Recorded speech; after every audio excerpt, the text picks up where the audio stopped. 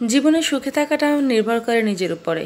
কে কি বললো, কে কি করলো তার উপর নির্ভরশীল হয়ে থাকলে জীবনটা ধ্বংস হয়ে যাবে। হ্যালো এভরিওয়ান, আসসালামু আলাইকুম। Myself Sathi Sikdar and welcome to my another video. বিশ্বের যে প্রান্ত বসে আজকে আমার এই ভিডিওটা দেখছেন না কেন, সবাইকে জানাই আন্তরিক শুভেচ্ছা এবং অভিনন্দন। সো সবাই কেমন আছেন? আশা করি সবাই ভালো আছেন। আল্লাহর রহমতে আমিও ভালো আছি। বরাবরের মতো নতুন আরও একটা ভিডিও নিয়ে আপনাদের সামনে চলে এসেছি। এই তো সন্ধ্যার সময় পাকোড়া বানিয়েছিলাম, সেটাই এখন সবাই মিলে খেয়ে নিচ্ছি। আর এই যে দেখেন আমার পাকনা বুড়িটা কি দুষ্টামি করছে। তো খাওয়ার মাঝখানে ওর এই দুষ্টামিটুকু আমি একটু রেকর্ড করে নিয়েছি, জানি আপনাদের ভালো লাগবে। ভালো লাগলে সেটা অবশ্যই সেটা কমেন্টস করে আমাকে জানাবেন।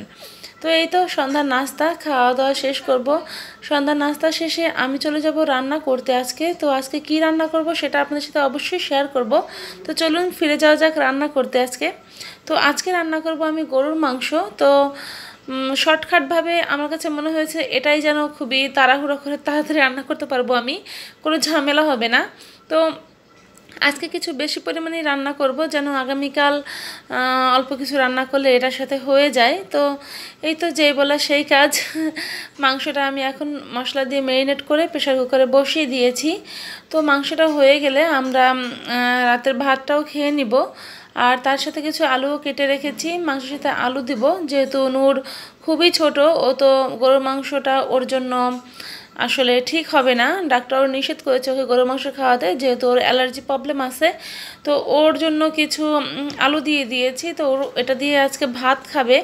তো এই তো আমার গরুর মাংস রান্নাটা প্রায় শেষ। তো এর ভিতরে আমি আলু আর কিছু কাঁঠালের বিচি দিয়ে দিয়েছিলাম, সেটা স্কিপ হয়ে গেছে, আপনাদের সাথে শেয়ার করতে পারিনি।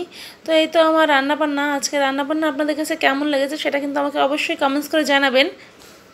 তো এই তো আমার রান্নাবান্না। তো কি আর করা, নূরকে নিয়ে রান্নাবান্না করতে খুবই ঝামেলা হয়, তাই আজকে একটু বেশি পরিমাণে রান্না করেছিলাম যেন কালকে দুপুরটা এটা দিয়ে কাভার করতে পারি আমি। তো যাই হোক, আমার রান্নাটা হয়ে গিয়েছে। তো এখন এটাকে উঠিয়ে নিব। তো উঠিয়ে নেওয়ার পর রান্নাটা ঠিক এরকম হয়েছিল, দেখেন। এই যে এটা হাত দিয়ে আমি দেখতে যে আমার হাতে এতবার ছ্যাঁকা লেগেছে সেটা তো ধারণার বাইরে। তো বুঝতেই পারছেন। তো রান্নাবান্না শেষ, আমি এখন চুলার জালটাও অফ করে দিয়েছি। তো আমার মাংসটা দেখতে ঠিক এরকম হয়েছিল।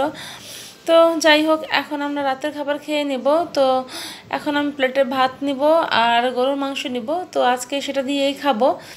তো যাই হোক, খাওয়া দাওয়া সব কিছু মিলে আজকের দিনটা ছিল আলহামদুলিল্লাহ আলহামদুলিল্লাহ খুবই ভালো। তো আজকে সারাদিনটা খুবই ভালো কেটেছে। আজকে সারাদিনে ব্লগ করতে পারিনি, তাই আজকে ব্লগটা আমি সন্ধ্যা থেকে শুরু করেছি। এই তো খাবারটা এখন খেয়ে নিব, খাবার খাবো। আর আপনাদের সাথে আর একটা কথা বলে যাই যে আমার ভিডিও আজকে থেকে কিন্তু 7টায় আপলোড করা হবে, আপনারা কিন্তু অবশ্যই সেটা দেখে নেবেন। আর সন্ধ্যা 7টায় আপলোড করা হবে।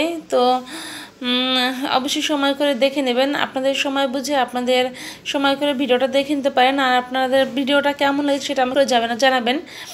আর আমার ভিডিওটা যদি আপনাদের ভালো লেগে যায়, ফ্রেন্ডস অ্যান্ড ফ্যামিলির মাঝে অবশ্যই সেটা শেয়ার করে দেবেন। তো এখন রাত 12টা বাজে, নূর ঘুমিয়ে পড়েছে। তো আমি এখন আম কেটে নিয়েছি, নূরের বাবা আর আমি এখন আম খাবো। তো এই তো আম খাওয়ার পর এটা পরের দিনের ভিডিও। তো এই তো রান্নাবান্না চলছে। আজকে ভাত বেশি করে রান্না করে রেখেছি যেন রাতেও এটা দিয়ে আমি কাভার করতে পারি, যেহেতু আমার আজকে ঘুম থেকে উঠতে খুবই লেট হয়ে গিয়েছে। তো এই তো আর কচুরমুখী চিংড়ি মাছ রান্না করেছি, আর হলো আপনার ভাজি রান্না করেছি। 3-4-5 সবজি মিশিয়ে আমি একটা ভাজি রান্না করেছিলাম, সেটা ছিল এরকম। তো এই তো পটল, কাঁকরোল, তারপরে হলো আপনার বরবটি, আলু, গাজর, এটা মিক্স করে আমি একটা সবজি ভাজি করে নিয়েছি। তো আমার রান্নাবান্না ছিল আজকের মতো এখানেই। জানি না আমার ভিডিওটা আপনাদের কেমন লেগেছে, ভিডিওটা ভালো লাগলে অবশ্যই লাইক দিয়ে যাবেন।